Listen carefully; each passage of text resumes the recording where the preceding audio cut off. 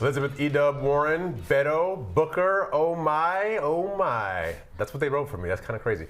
Night one of the Democratic primary debate begins in a few hours, and Team Rising is here to help us unpack the whole thing. So, Emily Sussman, Democratic strategist, the senior advisor at Swing Left, and the host of your primary playlist. Liz Harrington is the RNC national spokeswoman. We are so lucky to be joined by this panel. The big debate is tonight. Well, actually, more like the small debate, the junior debate. We can all get along together. We're all going to get along, but nobody's. Yeah. All right. So, okay, Emily, this one is for you. Cory Booker, he's out today. The New York Times, big profile. Is his moment yet to come? I say no. What do you think? I say yes. I think this is a good opportunity for him to really introduce himself as a presidential candidate. I think a lot of what's broken through about him for the last couple of years is, will he be a rising star? You know, how much of a rising star? And so people are aware of his name, but I don't think they really know how much he really does connect, especially when he's talking about issues that he's really passionate about, which I think are really going to come forward. So I actually think the two candidates who this is the biggest opportunity for them, especially given the fact that a lot of the really big names are on the second night, so the first night, I think the candidates are Booker and Castro, actually. I think there's a lot of opportunity for him. That's a Beto, I think, I think that Castro's been under the radar, and I think that he hasn't gotten the shine that he should, honestly. He has interesting policies. He implemented a lot as mayor of San Antonio. And look, the Latino electorate is a huge piece for the Democratic Party. Sure. So Liz, are the Republicans worried about either of these guys, Cory Booker or Julian Castro? I can't say we're too worried. The last time Cory Booker tried to have his Spartacus moment, it didn't go too well. And they're one and the same, to be honest. They're pushing very radical policies. Cory Booker says the planet cannot sustain meat production anymore. He compares he's a vegan. global warming to fighting the Nazis, defeating the Nazis in World War II. Julian Castro is actually leading the way on this open borders agenda. Elizabeth Warren endorsed his policy to not have a border at all and not to decriminalize. That is exactly what it is. If it's no longer a crime, how do you have a border if it's no longer a crime to cross the country It all depends illegally? on how you want to enforce border regulation, and whether or not you're putting people in jail, putting babies in detention centers with no soap and toothpaste. And no beds, which Alexandria Ocasio-Cortez doesn't want, apparently. Well, it's interesting because on both of these things, I mean, I'm not sure, is Cory Booker really in the same vein as Julian Castro? Because to me, he seems, I mean, look, the guy gets all this Wall Street money. He's actually much more of kind of a centrist, traditional Democrat, but he uses all of this lofty, aspirational rhetoric. And I wonder, Emily, is it going to come across as phony? I mean, the global warming thing, can anybody really just not roll their eyes at that? I don't. You guys are see, against keeping the earth healthy for human. No, everybody wants to keep the earth healthy. Pro hamburgers and pro hot dogs. And also, like, comparing it to fighting the Nazis, I don't even know if that's helpful. More what I'm asking is that rhetorical style, why is that going to come across as genuine in a field of some talented politicians, not all of them up there. Not all of them. Not all of them. Well, the place that I actually think they are similar is that they've been executives. Okay. And so they have concrete thing they've done that they can point to. A place that I think that Booker will be able to stand out in this crowded field is not just specifics that he was able to implement in Newark, but places that he was able to be practical and work with the private sector and work with the corporate sector and actually work towards real solutions for the citizens that did actually have outcomes for Newark. So I think that's really going to make him stand out. I think the format is challenging for anybody. Right. In a 60 seconds and then 60 seconds responses and then 30 seconds to back it up, I think can be challenging for a politician who has a lot to say and is trying to introduce themselves to a national stage.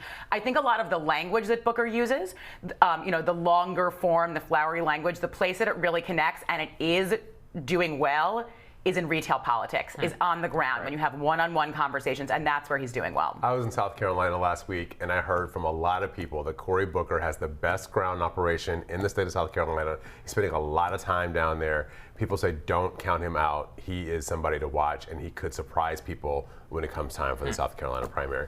But the question I have for you is, Liz, is the president apparently put full-page ads in the Miami Herald today talking about, or someone in the Republican Party put full-page ads in the Miami Herald.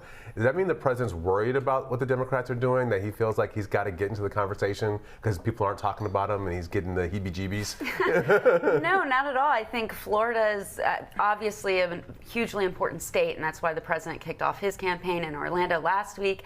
And now the Democrats are obviously having their first debate in Miami. And I think it's a good opportunity to show the contrast. Miami has a huge Cuban-American population. What were they fleeing from? Socialism, communism. These are the ideas that the modern-day Democratic Party and everyone in the 2020 race is advocating for. Well, not everyone. I actually have to Get in there. You say Cory Booker is this moderate. He's a co-sponsor to Bernie Sanders' socialized medicine plan, which is calling for kicking off 180 million Americans off their private insurance. It's a He actually doesn't proposal. support He is a raising out, co-sponsor. but he actually said that those are the principles he'd like to work toward on universal coverage, but keeping in private insurance, which actually more candidates are for that than not. Medicare for all is really a standard of principles to get everybody on universal health care insurance. It doesn't mean that everybody actually gets coverage, and I actually think that's the biggest divide on healthcare of the Democratic candidates. Everybody supports The how.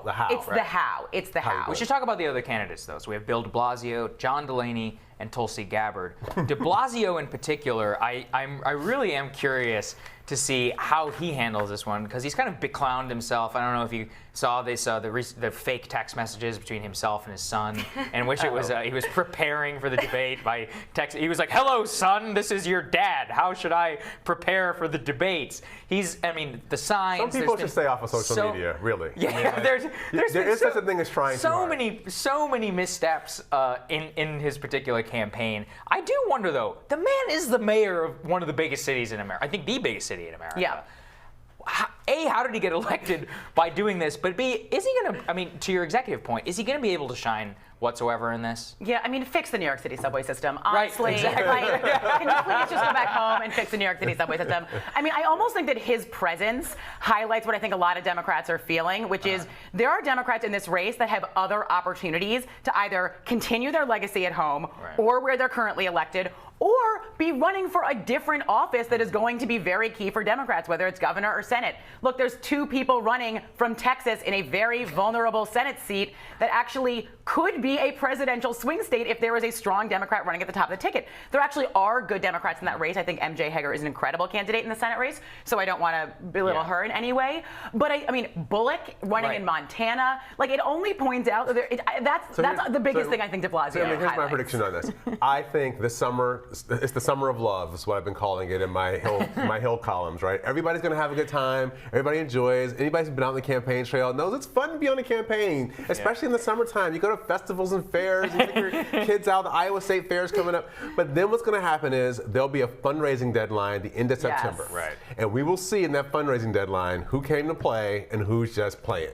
Do you think de Blasio is going to make it that far? I think if you're in past July 1st, you're in till the end of the summer, because why get out now, right? I heard there's fried butter. Exactly. Get a fried Snickers and a fried butter. John and then make it Delaney over. proposed, he started his campaign 2 years ago. Yesterday was a 2-year anniversary. I have not seen a single dent that he has made on the ground, despite, he's got the CNN town hall. He's done so much. I think, Liz, one of the things I'm interested in from the RNC perspective is, does the Republican Party welcome the large Democratic field? Or would it prefer a smaller Democratic field that it could focus its energy on? I don't think it matters either way, because again, we're talking about de Blasio here as a complete joke, can't run his own city, and yet his ideas are pretty mainstream among the candidates, the Green New Deal. He's talking about banning glass skyscrapers. This guy is a joke, and yet the policies he's advocating for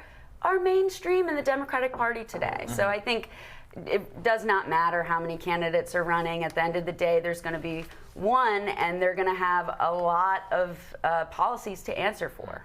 What about Tulsi Gabbard? This is a sleeper that I actually think could have a big moment. She has a huge internet following. Anything that she would say on foreign policy is obviously going to be dramatically challenged by most of the other people that are on that stage. Emily, do you think that by sticking in that lane that she has a chance in order to rise some in the polls, because people are very upset. I mean, the Iran thing has everybody really talking about the prospect of war. Nobody wants war, including President Trump. So when we look at this, do you think Tulsi Gabbard might have an opportunity there? I think this is the place that I mean, this is going to be her lane, right? Like she's clearly doubling down on foreign policy. I think a lot of rhetoric that you hear from Democrats like me and people that talk about it is, it's good to have people in the race and it changes the conversation. I think her in the race is truly someone who changes the conversation because she does hold a very different perspective than a lot of other Democrats on foreign policy, and that she speaks from military experience.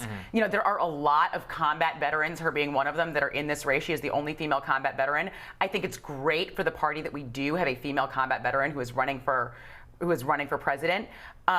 And I think that having her there holding one side of the foreign policy spectrum does really force the other candidates to have a perspective and respond to it. Right. Liz, what do you think for Tulsi Gabbard's chances tonight? Not very good. I mean, her foreign policy ideas are very fringe. I mean, her views on Syria, so I don't think she has a very strong chance. All right. Everybody's sort of fringe for you. They're all fringe. All right. We got a little more to talk about on all of this. We got a lot to get into. I've got a theory I want to run past Emily. So we're going to do that right after this break. We'll be right back with more on the debate.